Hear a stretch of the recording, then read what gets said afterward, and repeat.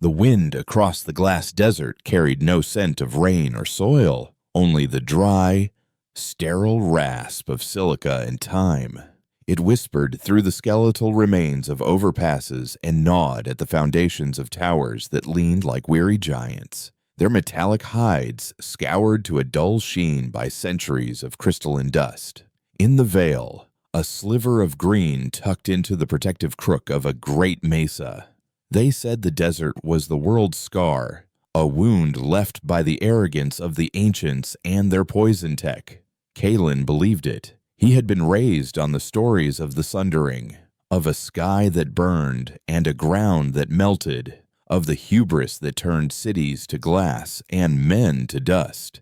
He was a child of the Vale, a hunter whose feet knew the feel of earth and stone, whose hands were calloused by the grip of a yew-bow, not the cold, dead touch of a machine.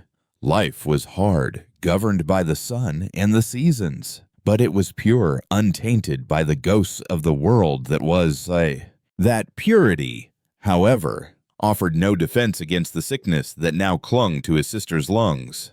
Alara's cough was a brittle, rasping sound that echoed the scraping of the desert wind.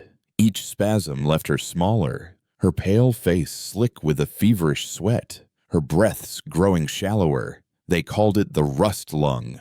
A plague that drifted in from the glass desert on the cruelest winds, its microscopic shards of ancient poisons embedding themselves deep within the body, turning healthy tissue to a brittle, useless crust. The healers had tried everything, their poultices of mesa moss and teas of sun-dried herbs growing ever more potent, yet the sickness only tightened its grip. Kalen felt a helplessness that was worse than any hunger or fear he had known. He could track a shadow cat through a box canyon in the dead of night. He could bring down a horned stag with a single arrow. But he could not fight the enemy that was stealing his sister from the inside out. He sat by her pallet, holding her hand, its warmth fading like the last embers of a dying fire. Her eyes, once the color of the sky after a cleansing storm, were now clouded with pain, and in their depths, he saw her slipping away. It was Maeve, the lore keeper, who found him there in the twilight, his shoulders slumped in defeat. Her face was a roadmap of wrinkles, each line a story, her eyes holding the long memory of their people. She beckoned him away from Alara's bedside with a silent, urgent gesture. They stood outside, where the last of the sun's fire painted the mesa's rim and the first stars pricked the deep violet sky. "The old ways are failing her," Maeve said, her voice a low crackle, like dry leaves skittering over stone. "The herbs can only soothe. They cannot cleanse a poison born of the ancient's fire." Kalen's jaw tightened. "Then there is nothing. We must accept the turning of the cycle," was the mantra of the Vale, the core of their faith. But the words felt hollow, a betrayal to the fierce, protective love he felt for his sister. Maeve looked at him, her gaze sharp, cutting through his despair. "The stories we tell our children are for their safety. They are a wall against the temptations of the past, but a wall can also be a cage." She reached into the folds of her robe and drew out a thin, rectangular object that seemed to drink the starlight. It was a data slate, its surface dark and cracked, an artifact of the old world, a thing of taboo. "Your great-grandmother gave this to me," she whispered, pressing it into his hand. It felt unnervingly smooth, alien. "She was a refugee from the Sundering. She told me the stories of the poison tech." "Yes, but she also spoke of others, scientists, healers. They did not seek to burn the world, but to mend it. They were called the Helios Project." The name meant nothing to Kalen. Another ghost from a world of ghosts. Maeve leaned closer, her voice barely audible above the wind. "They foresaw the Sundering. They built vaults, places of preservation, to save what they could of the natural world, to hold the keys to its restoration. They worked with life, not with the dead metal and lightning of the city dwellers. The stories say they created a seed, a heart of life that could command the earth to heal itself, that could cleanse any poison. She tapped a bony finger on the dead screen of the slate. This holds a map, or a piece of one. It leads to a place called the Sunken Vault. Kalen stared at the forbidden object in his hand, then back at Maeve, his mind reeling. You speak of heresy. The elders would have you cast out, and I will watch your sister die if I remain silent, she countered, her voice fierce. The choice is yours, Kalen. Trust in the cycle that is letting her fade away, or trust in the hope that our ancestors were not all fools and monsters. Find this vault, find the cure. He looked back toward the flickering light of his family's dwelling, the sound of Elara's struggle for breath, a physical blow. The teachings of a lifetime warred with the desperate cry of his heart. The wall Maeve spoke of was crumbling inside him, and through the breach, a terrifying, fragile tendril of hope began to grow. He left in the deepest part of the night, when the twin moons cast long, distorted shadows that turned the familiar landscape of the Vale into a foreign country. He took only his bow, a quiver of arrows fletched with hawk feathers, a full water skin, and a pouch of dried meat. The data slate was wrapped in soft leather and tucked deep inside his pack, its presence a heavy weight against his back, a silent testament to his betrayal. Each step away from the Vale felt like a severing, a cutting of the ties that had bound him to his world. As he crested the ridge and the glass desert opened before him, a vast, shimmering expanse under the cold moonlight, a profound sense of loneliness washed over him. The desert was a place of death, a graveyard of a civilization, and he was walking into it willingly. The ground was not sand as he knew it, but a fine, sharp powder mixed with larger shards of fused silica that crunched and tinkled under his boots like broken glass. The air was thin and carried a metallic tang that coated the back of his throat. He moved with a hunter's caution, his eyes scanning the bizarre landscape, his senses on high alert. The stories spoke of creatures warped by the sundering, beasts that had adapted to this toxic, crystalline world. He saw them soon enough, in the lee of a monolithic shard of obsidian that might have once been a skyscraper's window. He saw a pack of shard hounds.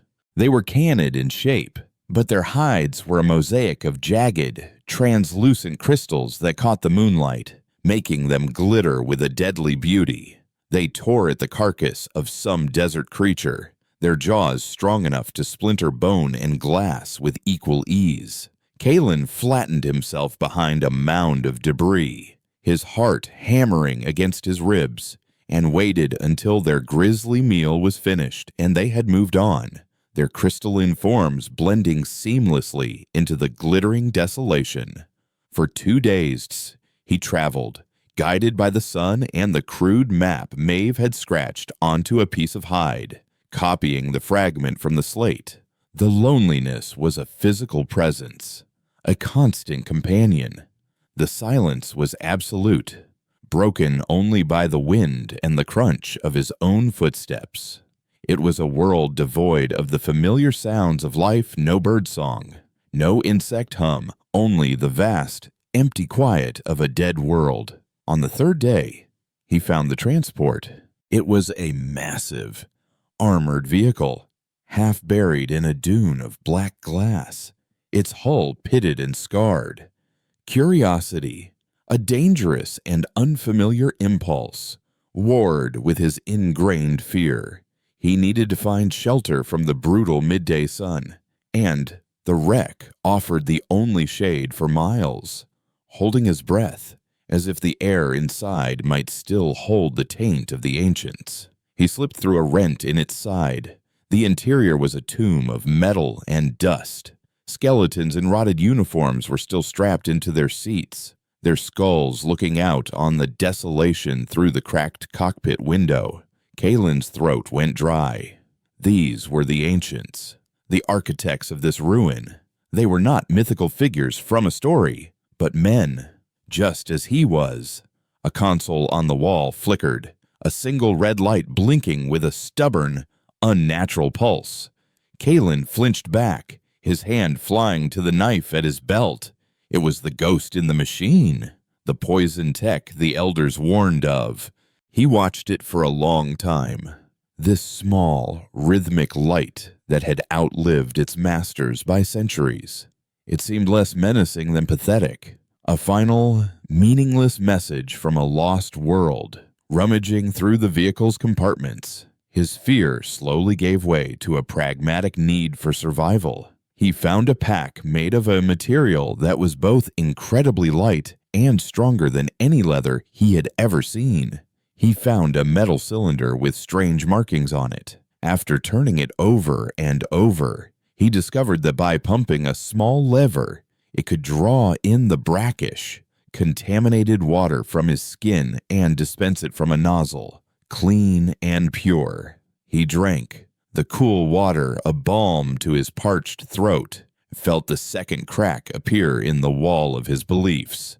The ancients had created poisons, yes, but they had also created their antidotes. He found the sunken vault on the 5th day. The map had led him to a vast, circular depression in the desert floor, the epicenter of some great cataclysm. At its center, half swallowed by the vitrified earth, was a structure of rust-red metal, its lines cleaner and more deliberate than the surrounding wreckage. It was just as Maeve had described a massive, collapsed superstructure, its upper levels shorn away, leaving only the foundation visible. He scrambled down the glassy slope, his boots struggling for purchase, his excitement a wild thing in his chest. There, at the base of the structure, was the hatch. It was circular, made of a thick, dark alloy, and at its center was a symbol etched into the metal, miraculously free of rust. It was a stylized sun, its rays spreading outward, and nestled within its core was the image of a single, sprouting seed, the emblem of the Helios Project. Hope, fierce and sharp, surged through him. He was here. The cure for Alara was within his grasp. He knelt, gripping the recessed handle with both hands, and pulled. The hatch didn't move. It was sealed tight by time, rust, and the sheer weight of the earth. He strained, his muscles bunching, his knuckles white. Grunting with effort, he dug his heels in and pulled again, throwing his entire body into the effort. The hatch groaned, a deep, resonant protest from the depths of the earth, and moved, just a fraction of an inch. A puff of stale, preserved air hissed from the opening, smelling not of dust and decay, but of cool, damp soil and green, living things. A wave of dizziness and relief washed over him. He was about to try again when a new sound cut through the ever-present whisper of the wind. It was a low, mechanical hum that grew steadily into a distinct, pulsating whir. Kalen froze, his hand still on the hatch handle. He looked up, his eyes scanning the empty bleached sky. The sound was coming from above, growing louder. Closer. A shadow fell over him, vast and swift. He shielded his eyes and saw it, a sleek, gunmetal gray skimmer, its form like some predatory insect, descending from the sky. A brilliant searchlight detached from its underbelly, sweeping across the depression before locking onto his small figure with unerring precision. On its side was the emblem of the consortium, a stylized gear encircling a human eye. He was no longer a desperate brother on a hopeless quest. He was a trespasser, discovered on the doorstep of a forgotten power by the wasteland's ruthless masters. The voice that boomed from the skimmer was not human. It was amplified, distorted, a godlike command that hammered down from the sky. Kalen understood none of the words, but the meaning was clear. Submit. You are caught. Your struggle is over. A hunter's instinct, honed over 1,000 stalks, screamed at him. He was prey, pinned in the open. But another, newer instinct, the desperate hope for Alara, roared louder. He ignored the voice, facing the blinding light, the growing thrum of the engine, and poured every ounce of his fear and desperation into the hatch. Metal screamed against fused earth. With a final, agonizing wrench, the seal broke, just as the hatch swung inward, revealing a pit of absolute blackness. The air beside him sizzled. A beam of focused energy, brighter than the sun, struck the ground where he had been standing, throwing up a shower of molten glass. He didn't hesitate. He dove headfirst into the dark, his hands scraping against the metal lip of the entrance, and pulled the heavy circular door down with him. It slammed shut with the resonating finality of a tomb lid, plunging him into a silent, suffocating blackness. For a moment, all he could hear was the frantic thunder of his own heart. Then came the sounds from above, the muffled crunch of armored boots on the crystalline ground, the sharp, clipped commands in that alien tongue, and a heavy, rhythmic clang as they began to work on the hatch he had just sealed. He lay there in the dark, his breath coming in ragged gasps, the smell of cool, ancient air filling his lungs. It was not the stale, dead air of a ruin, but something else entirely. It was clean, tinged with the scent of damp earth and something indefinably green. The pounding from above was a relentless drumbeat, a countdown to his discovery. He needed to see. He needed to move. Panic fluttered in his chest, a trapped bird beating against his ribs. He fought it down, forcing his hunter's mind to work. Light. He needed light. Fumbling in the darkness, his fingers found his pack. He bypassed the alien water purifier and the high-tech fabric, his hands seeking the familiar comfort of his tinder pouch. He pulled out a spare arrow shaft, wrapped the tip with a strip of oil leather from his repair kit, and struck his flint against the small piece of chert he always carried, and the first spark died, the second fizzled, the third caught, and a tiny flame bloomed in the oppressive dark, casting a weak, flickering circle of light. He held the makeshift torch aloft. He was standing at the top of a staircase, its steps forged from the same dark, seamless metal as the hatch. They descended steeply into the earth, disappearing beyond the reach of his feeble light. The walls were smooth and cool to the touch, unmarked by time. The air grew richer the deeper he went, the scent of life becoming stronger, a memory of the veil in the heart of the dead desert. The pounding from above grew fainter, a distant, angry heartbeat. He knew it was a temporary reprieve. They would have tools, machines. They would breach the vault eventually. He had to find what he came for and be ready to run. He descended for what felt like an eternity, the spiral staircase seeming to unwind into the very core of the world. Then, the stairs ended, opening onto a vast, cavernous space. Kalen stepped off the last riser and stopped, his torch sputtering, the small flame a pinprick of light in an immense, breathing darkness. He took another step forward, and the darkness receded. A soft, pearlescent light bloomed into existence from a great orb suspended high in the unseen ceiling, illuminating the chamber with the gentle glow of a perpetual dawn. Kalen's jaw fell slack. He was not in a vault. He was in a forest. Towering trees, their bark shimmering with phosphorescence, reached for the glowing sun orb. Ferns with fronds of silver and cobalt blue carpeted the ground, and strange, luminous fungi grew in clusters on fallen logs, pulsing with a soft, internal light. The air was warm and humid, alive with the sound of dripping water and the gentle rustle of leaves, though there was no wind. In the center of the cavern, a stream of crystal-clear water flowed from a fissure in the rock, pooling in a serene grotto before meandering off into the bioluminescent woods.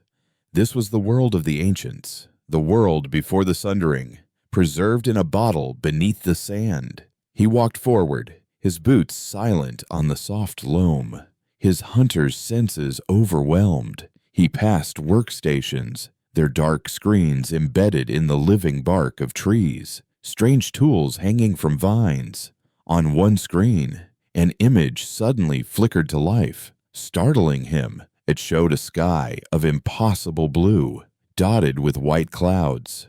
Above a rolling landscape of green hills, a world he had only ever heard of in Maeve's oldest stories. It was a vision of his home, not as it was, but as it was meant to be. He felt an ache of loss for a world he had never known, a grief that was deeper than his own personal sorrow. Unidentified biological entity detected. Genetic profile does not match Helios Project personnel records. The voice was calm, synthesized, and came from everywhere at once. Kalen spun around, his torch dropping to the ground as he drew his bow, knocking an arrow in a single fluid motion. He scanned the trees, the shadows, his heart pounding a frantic rhythm against his ribs. A shape detached itself from the trunk of one of the massive trees. It was a machine, but unlike any he could have imagined. Its chassis was a framework of dull gray metal, but it was interwoven with living, woody vines that pulsed with a soft green light. It moved not on wheels or legs, but floated a few feet above the ground on a cushion of silent air. A single multifaceted lens, glowing with a soft blue light, focused on him. Hostility detected, the machine stated, its tone unchanged. Recommend cessation of aggressive posture. I am Caretaker Unit 734. My primary directive is the preservation of this sanctuary and its contents. Kalen held his aim steady, his knuckles white on the U-stave. What are you? He breathed, the words catching in his throat. I am the guardian of this place, the caretaker replied. My purpose is to maintain the viability of Specimen Catalogs Alpha through Omega and to await the reactivation signal from the surface. The blue lens blinked, a signal that is 1/247 years overdue. Your genetic markers are unexpected. They show a high degree of correlation with the Vale survivor colony, but also a direct lineage to a member of the project. Dr. Eris Thorne. The name struck Kalen like a physical blow. Thorne. It was his family name, the name of the great-grandmother Maeve had spoken of. He slowly, hesitantly, lowered his bow.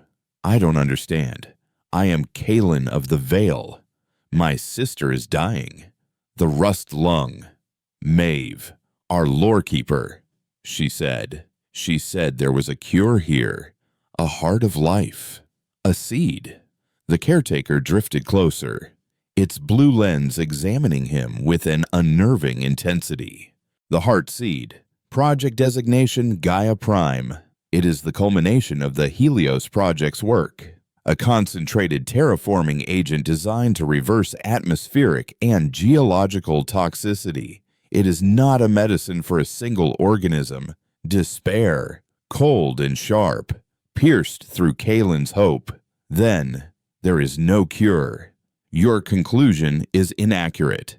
The caretaker corrected. The heart seed is composed of a complex array of bioengineered nanites and restorative mutagens. A full deployment could reclaim a continent. A microdose, properly calibrated, could rewrite cellular damage within a single biological entity. It could, theoretically, cure your sister. The hope returned with a rush so powerful it made him dizzy. He took a step forward. Please, you have to give it to me. The The caretaker remained motionless. Access to the Heartseed is restricted.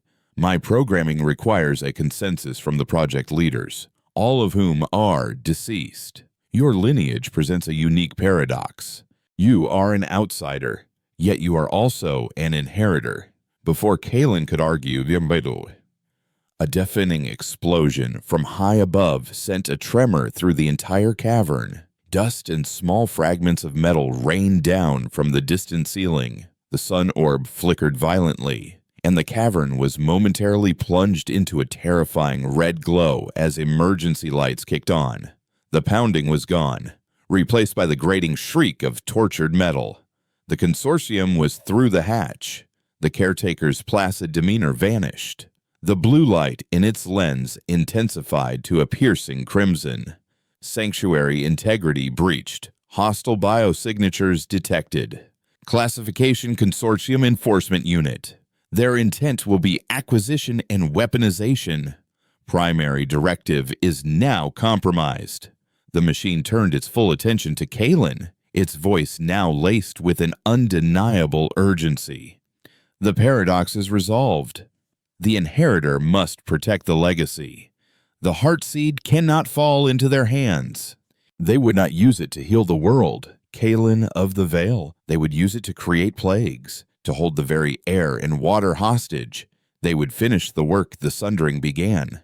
Heavy, rhythmic thuds echoed from the metal staircase, the sound of armored boots descending. "You came for a cure," the caretaker said, its voice resonating with the weight of centuries. "But you have found a responsibility. You must take the Heartseed. You must escape this vault and protect it. The future of your world, the one that was and the one that could be, now rests with you." The sounds were closer now, echoing in the stairwell. Kalen, the hunter from a forgotten valley, looked from the approaching darkness to the impossible, living forest around him. His personal quest had just become a war for the soul of the world, and the enemy was closing in. There is no time for indecision. The caretaker's voice cut through Kalen's stunned paralysis. The crimson light of its optic lens swept across the grotto, illuminating a section of the rock wall behind the waterfall. "The containment chamber is here. We must move." With a silent whoosh, the machine shot past him, its vine-wrapped chassis leaving a faint trail of phosphorescence in the air. Kalen scrambled after it, his mind a whirlwind of confusion and terror, and the rhythmic stomp of armored boots was growing louder, a monstrous, echoing heartbeat that seemed to shake the very stones of the vault. He glanced back at the entrance to the cavern. Dark shapes were beginning to emerge from the stairwell, their forms silhouetted against the harsh, alien light of their helmet lamps. The caretaker came to a halt before the solid rock face. A thin beam of red light lanced from its optic lens, tracing a complex geometric pattern on the stone. The rock shimmered, then dissolved into a cascade of pixels, revealing a smaller, circular chamber beyond. Inside, resting on a pedestal of polished obsidian, was the Heartseed. It was not what Kalen had imagined. It was no larger than his clenched fist, a perfect sphere of what looked like woven, living gold. It pulsed with a soft, internal light, and as he drew closer, he could feel a faint warmth radiating from it, a thrumming energy that seemed to vibrate in his very bones, and it felt alive, a dormant power of unimaginable scale. "The containment vessel is keyed to my energy signature," the caretaker explained, drifting into the chamber. "It will remain stable for approximately 72 standard hours once removed from the vault's power matrix. After that, its integrity will begin to degrade. A breach would be catastrophic." A section of the caretaker's chassis opened, revealing a padded, form-fitting receptacle. As it moved to retrieve the sphere, a volley of energy bolts screamed across the main cavern. They struck the luminescent trees, which sizzled and popped, showering the ground with glowing embers. One bolt struck the water of the grotto, and the pool erupted in a violent explosion of steam. "They are here," the caretaker stated, its voice flat, yet Kalen could detect a new, underlying frequency of alarm. The machine aborted its retrieval, the compartment in its chassis snapping shut. "My defensive systems are activating. I can delay them, but I cannot defeat them. Their weaponry is formidable." 4 figures strode into the cavern, their black armor absorbing the gentle light of the sun orb, making them appear like holes in the fabric of reality. Their helmets were featureless visors, reflecting the bioluminescent forest in a distorted alien panorama. They raised their rifles, weapons of gleaming black metal that hummed with contained power. "Take the Heartseed, Kalen Thorne," the caretaker commanded, its voice a sudden, sharp command. It pushed him toward the pedestal. "There is another way out, a service tunnel, behind the geothermal vents. It leads to the underlevels of the collapsed superstructure. It will be dangerous, but it is your only chance." Kalen's hands trembled as he reached for the golden sphere. The moment his fingers made contact, a wave of warmth and information flooded his mind.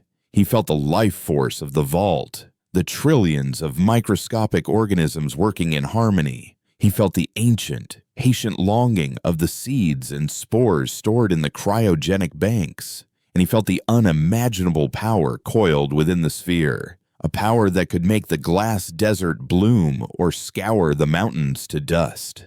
He pulled it from its pedestal, its weight surprising, its energy a living thing in his grasp. "Go now," the caretaker yelled, its synthesized voice cracking with something that sounded remarkably like urgency. A shield of shimmering energy materialized in front of it just as the consortium soldiers opened fire. The energy bolts hammered against the shield, each impact a deafening crack of thunder. The caretaker retaliated, its vine-covered arms whipping forward, firing crystalline shards that moved with impossible speed. One of the soldiers screamed as a shard punched through his rifle and the armor on his forearm, heading his arm to his chest. The other 3 adjusted their fire, concentrating on the shield. Kalen didn't wait to see more. He clutched the Heartseed to his chest and scrambled behind the pedestal, searching for the passage the caretaker had mentioned. He found it behind a curtain of thick, hanging moss, a dark, narrow opening that reeked of sulfur and hot metal. He squeezed through, the heat from the geothermal pipes making the air thick and hard to breathe. He could hear the battle raging behind him, the explosive reports of the consortium weapons and the high-pitched shriek of the caretaker's defenses. A profound sense of guilt washed over him. He was abandoning his only ally, the guardian that had protected this place for a millennium. But the weight of the Heartseed in his hands was a constant, potent reminder of his new duty. The tunnel was a maze of pipes and rusted catwalks, descending into the bowels of the vault's support structure. The air grew hotter, thicker. The only light came from the faint, pulsing glow of the Heartseed itself. The sounds of battle faded, replaced by the groaning of stressed metal and the hiss of steam from leaking vents. He was in the guts of the machine now, the part of the ancient's world that was not a garden, but a furnace. He moved as quickly as he could, his hunter's instinct screaming at him. He felt hunted, not by the soldiers, but by the place itself. It was a crumbling, unstable tomb. After what seemed like an hour of navigating the treacherous passages, he came to a massive bulkhead door, its surface blistered with rust. A manual release wheel, the size of a wagon wheel, was set in its center. He put the Heartseed down carefully, its golden light pooling on the grimy floor, and gripped the wheel with both hands. It was frozen solid. He strained, his muscles burning, his feet slipping on the slick metal floor. He thought of Ilara, of her small, frail body racked with coughs. He thought of the veil, So fragile, so ignorant of the powers that still vied for control of the broken world. He roared, a raw, primal sound of desperation, and threw his entire weight into one final, desperate turn. With a shriek of protesting metal that echoed down the corridor, the wheel budged. Then it began to turn, slowly, painfully. He worked it until the locking bolts had fully retracted, then put his shoulder to the heavy door and pushed it open just wide enough to slip through. He found himself in a cavernous space, larger than any he had yet seen. This was a place of industry, of construction. Half-finished machines, skeletal frames of vehicles far larger than the consortium skimmer, stood in silent, dusty rows. This must have been the staging area for the Helios Project's surface operations, abandoned in the final, panicked days before the sundering. A vast bay door, easily 100 feet high, dominated one wall. It was buckled and twisted, and through a massive rent in its center, he could see the desert, and it was not the bright, sun-scorched desert he knew. It was night, the twin moons casting a pale, ethereal light over the dunes of glass. He had been in the vault for a full day.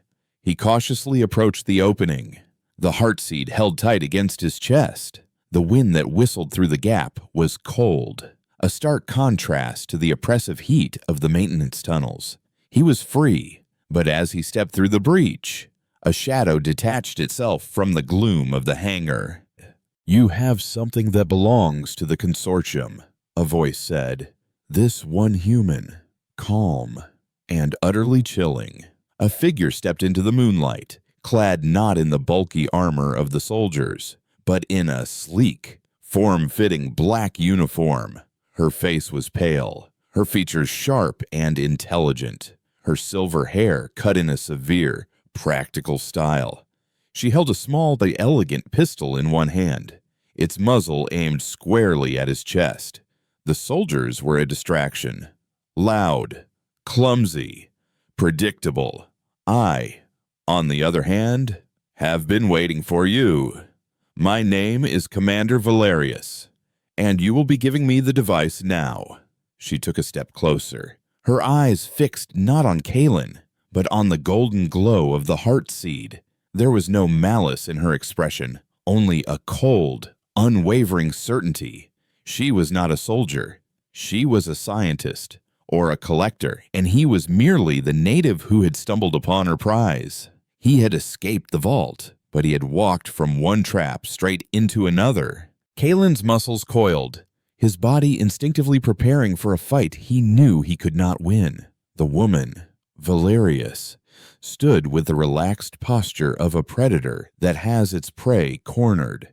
Her pistol was a delicate, lethal extension of her will, and he had no doubt she could use it with surgical precision. He clutched the heart seed tighter, its steady warmth a stark contrast to the ice forming in his veins. "This doesn't belong to you," he said, his voice a low growl. "Belongs to the world. It's a cure, not a weapon." A faint, dismissive smile touched Valerius's lips. Cure, weapon, such primitive distinctions. Power is a tool, and its application is determined by the vision of its wielder. Your people see a dying sister. I see a dying planet, suffocating under the weight of its own chaotic, uncontrolled biology. The Helios Project sought to create a garden. The consortium will create a perfectly calibrated machine. She took another slow, deliberate step forward. The heart seed is a key. It will allow us to rewrite the planetary genome, to eliminate undesirable flora and fauna, to create a stable, predictable ecosystem that serves the needs of a new, rational humanity. Your little patch of green, your veil, is an anomaly, a statistical error we will correct. The cold arrogance in her voice was more terrifying than any overt threat. She saw his home, his world not as a place of life, but as an imperfection to be erased. The image of Alara's face, pale and feverish, flashed in his mind, and a hot, defiant anger burned away his fear. "You will not touch my home," he snarled, taking a half-step back, his eyes darting around the vast, dark hangar, searching for an escape he knew wasn't there. "Your sentiment is noted," Valerius said, her voice flat and devoid of emotion. "And it is irrelevant." She raised the pistol slightly. "I have no desire to damage the device. Hand it over, and I will grant you a quick, painless death. Resist, and I will simply take it from your corpse after I've put a bolt through your knees and let you watch the desert scavengers approach." Before Kalen could react, a section of the hangar ceiling, 100 feet above them, groaned under a tremendous strain. With a deafening shriek of tearing metal, a massive girder, weakened by centuries of decay, ripped free and came plummeting down. Valerius's head snapped up, her cold composure finally breaking. She dove to the side with surprising agility as the multi-ton beam slammed into the floor precisely where she had been standing, kicking up a colossal cloud of dust and debris that momentarily swallowed the moonlight. It was the chance he needed. Kalen didn't think. He ran. He sprinted away from the breach and the desert, back into the cavernous darkness of the abandoned hangar, his feet pounding on the concrete floor. He could hear Valerius shouting an order in her sharp, clipped tongue, and the sound of his own ragged breaths. The dust was a thick, choking fog, reducing visibility to mere feet. He ran blind, guided only by instinct, his hand held out in front of him to avoid colliding with the skeletal frames of the dormant machines. He stumbled over a discarded power conduit and went sprawling, the heartseed flying from his grasp. It rolled across the floor, its soft golden light a beacon in the swirling dust. He scrambled for it, his fingers closing around its warm, smooth surface just as a figure loomed out of the gloom. It wasn't Valerius. It was one of the black armored soldiers, his helmet's lamp cutting a sharp cone through the dust. The soldier raised his rifle, the barrel aimed at Kalen's head. Suddenly, a blur of motion came from the side. A dark shape, humanoid but impossibly fast, slammed into the soldier, driving him back with a grunt of surprise. Kalen saw a flash of dark leather, the glint of a knife, and heard a wet, choked gasp.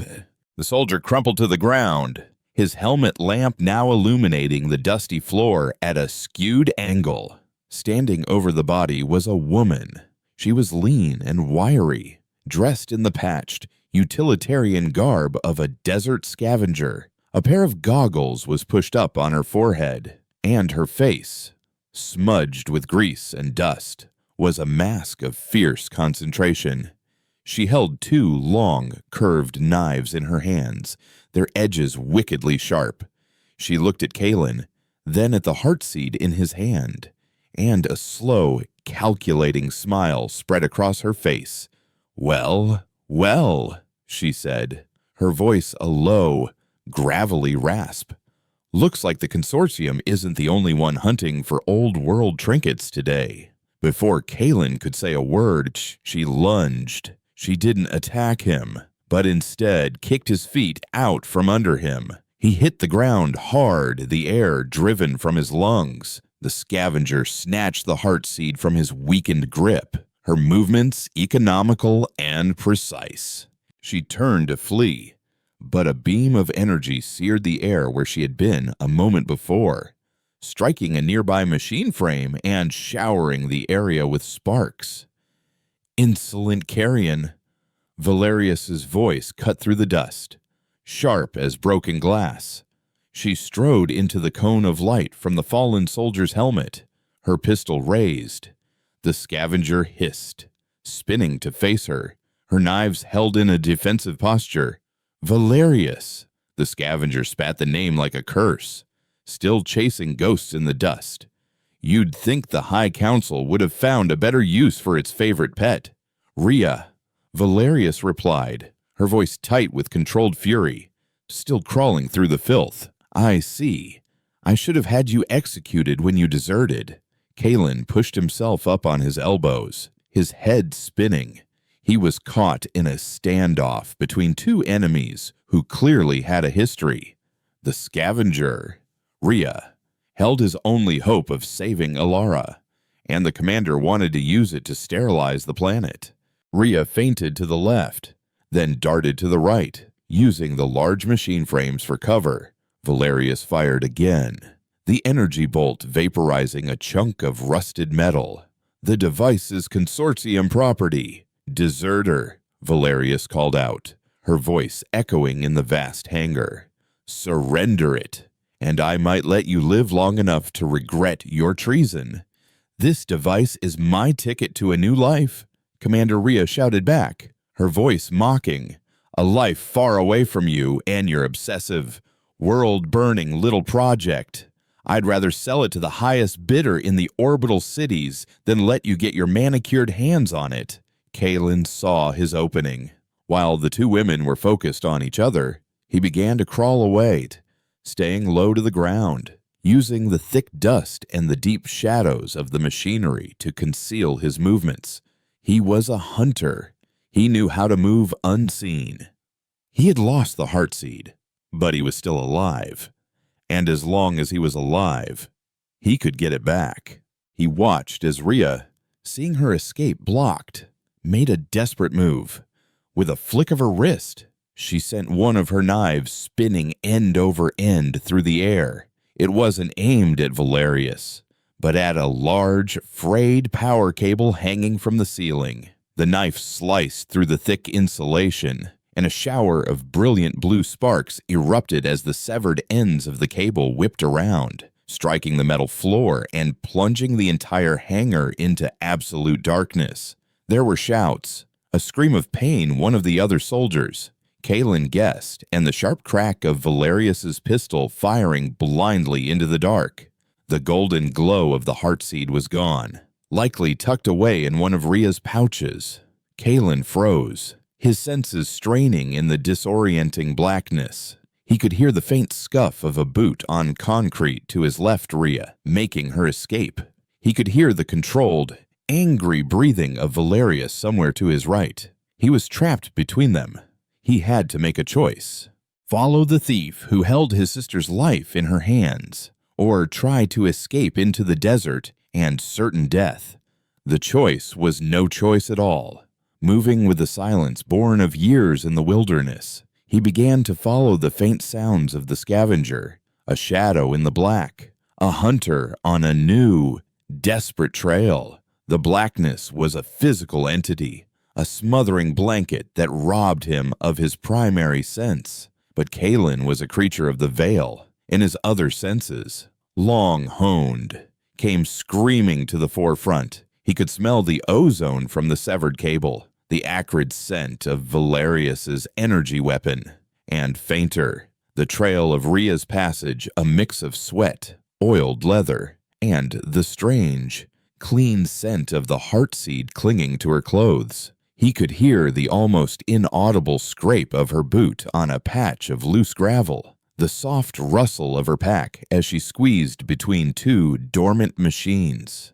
He moved in her wake, a ghost in the manufactured night, his own footsteps making no sound on the dusty concrete. Behind him, he heard Valerius's voice, a furious, controlled command. Sector sweep, Gamma 4 pattern, activate thermals. I want her found, and I want him found. Pinpricks of red light began to cut through the darkness, the thermal optics of the remaining Consortium soldiers. They moved with disciplined, sweeping motions, methodical and deadly. Kalen knew he had only moments before they found him. He pushed forward, moving faster, his hands outstretched. He brushed against the cold metal of a machine and used it to pull himself along, closing the distance to Rhea. He could hear her breathing now, a little ragged. She wasn't as used to the absolute dark as he was. A red beam swept over the space just behind him, and he flattened himself against the base of a hulking metal chassis, holding his breath, the warmth of his own body feeling like a blazing beacon. He saw Rhea's silhouette briefly illuminated as a beam passed near her. She had paused, crouched behind a stack of corroded metal plates, likely trying to get her bearings. This was his chance. He crept forward, his knife now in his hand. Its familiar weight, a small comfort. He was not a killer of people, but the thought of Alara's rasping breaths pushed all other considerations aside. He reached the stack of plates and peered around the edge. Rhea was fumbling with something on her belt. A small device. A low-light emitter, perhaps. He gathered his muscles to spring, to overwhelm her before she could react, before she could raise an alarm. "Don't even think about it. Veil boy." Her voice was a low whisper, startlingly close. She wasn't looking at the device. She was looking straight at him, her eyes having adjusted to the gloom far better than he'd anticipated. "I heard you coming 10 paces back. You're quiet. I'll give you that. But you breathe like a bellows when you're trying to be sneaky." He froze, his attack aborted. He could see her more clearly now, the faint moonlight from the hangar breach providing just enough illumination to outline her form. She held one of her long knives loosely in her hand. "Look," she continued, her voice losing its mocking edge and taking on a pragmatic, urgent tone. "Valerius has at least 2 soldiers with her, and they have thermals. In about 30 seconds, they're going to find us both. Right now, we're her 2 biggest problems. And I've learned that when you're someone's problem, the best thing you can do is find them a bigger one." She nodded her head toward a massive opposite 4-legged machine nearby, a colossal piece of excavation or construction equipment. "That's a K7 terraformer. The consortium loves their big, stupid toys. See that power conduit you stumbled over earlier? The one I cut, its primary feed runs right under this thing's main hydraulic reservoir. A little spark in the right place, and this whole section of the hangar goes up in a very big, very hot fireball." Kalen stared at her, then at the machine. It was a desperate, insane plan. "And us," he whispered back. "We'll be right under it," she said with a grim smile. "There's a maintenance trench that runs beneath the floor plates. It's our only way out of here, but I need a diversion, a big one. They'll see you before you get close enough to that cable, but they won't see this." She held up a small, flat disc. "It's a thermal decoy. Throws off a heat signature like a full-grown man. You toss that one way, and while they're looking, I'll get to the cable. When it blows, you run for the trench. I'll meet you there. Deal." He didn't trust her. She was a thief, a deserter. But as another red beam sliced through the air, dangerously close, he realized he had no other choice. Valerius was the immediate threat. He could deal with Rhea later. He nodded once. A sharp, quick gesture. "Good boy," Rhea breathed. She pressed the decoy into his hand of his sight. It was warm to the touch. "Now, on my mark, throw it toward the main breach. Make it count." She crept away, disappearing into the shadows around the base of the terraformer. Kalen clutched the decoy, his heart hammering. He listened, waiting. Mark Rhea's whisper was sharp, urgent. Kalen spun and threw the decoy with all his might. It sailed in a high arc through the darkness. A moment later, a voice shouted, "Contact at the breach, moving to engage." The red beams all converged on the far side of the hangar. In that instant, Kalen saw Rhea, a fleeting shadow, sprint to the severed power cable. She did something at its base. He saw a brief flash of a tool, and then she was running, diving head first into a dark opening in the floor he hadn't noticed before. He didn't wait. He sprinted, his legs pumping, his lungs burning, covering the 50 feet to the trench in a desperate, panicked dash. He dove in just as a brilliant, electric blue light filled the hangar, followed by a deafening roar. The world became heat and sound. The floor plates bucked beneath him, and the very air seemed to catch fire. He landed hard in the narrow trench, the shockwave of the explosion rolling over him like a physical blow. He scrambled forward on his hands and knees, the sound of twisting metal and secondary explosions deafening. He crawled for what felt like an eternity before a hand grabbed his collar and pulled him into a small side alcove. It was Rhea. Her face was illuminated by the fires raging above them, her eyes wide and feral. "That," she said, her voice giddy with adrenaline, "is how you solve a problem." They waited in the suffocating heat of the trench as the firestorm raged above. The sounds of destruction were slowly replaced by the organized shouts of the consortium troops trying to contain the damage. Rhea held up the heartseed. In the flickering firelight, its golden glow seemed warm and alive, a beacon of impossible hope in the heart of the inferno. "All right, Veil Boy," she said, her voice now all business. "You want this. I want to get off this rock and disappear. This little ball of sunshine is worth more than you can imagine in the off-world markets, but right now, it's just a very heavy, very shiny target. Valerius won't give up. She knows the vault, and she knows this hangar. She'll have every exit sealed, but she doesn't know my exit." She pointed down the dark trench. "This tunnel connects to an old mag rail system that runs for 100 miles under the desert. It's my personal bolt hole. You help me get there. Help me fight off whatever Valerius throws at us, and I'll give you a piece of this." She gestured with the heartseed. "Enough to cure your sister, your whole village, whatever. But the rest is mine." "That's the deal." Kaelin looked at the golden sphere, then at her determined, grimy face. He was a hunter, and he was being asked to be a bodyguard for a thief, to help her deliver the world's salvation to the highest bidder. But she was also offering him Ilara's life, the teachings of the Veil, the responsibility the caretaker had laid upon him. It all felt distant, abstract, compared to the sharp, immediate reality of his sister's fading breath. This was the Wasteland's version of a bargain, written in fire and desperation. "First, we get out of here alive," Kaelin said, his voice steady. "Then we talk about your price." Rhea's smile was sharp and dangerous. "I knew I liked you," she said. "Now come on. It's a long walk. And I think I hear company." She was right. Faintly, from the direction of the hangar, he could hear a new sound, cutting through the crackle of the flames, the distinct mechanical whine of consortium assault drones. Their alliance was only seconds old, and already the hunt was on again.